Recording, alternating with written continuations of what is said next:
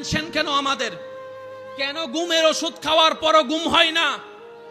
কেন দিন দিন প্রেসার যাদের লো এর দিকে যাচ্ছে, যাদের হাই এর দিকে যাচ্ছে? কেন ঘরে এসে শান্তি পাচ্ছি না? কেন খাবার টেবিলে বসে ঝগড়া হচ্ছে?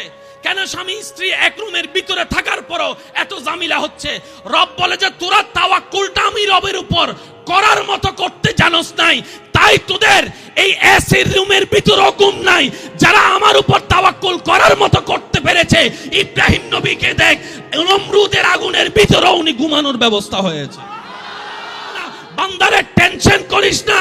ওয়ামান ইয়াত্তাকিল্লাহ ইয়াজআল লাহু মাখরাজান। কুরআন ডাক দিয়ে বলে, বান্দারে চোখ বন্ধ করে এতটুক বল, আমার আল্লাহ আছে, আমার আল্লাহ আছে, আমার আল্লাহ আছে, আমার আল্লাহ আছে, আমার আল্লাহ আছে।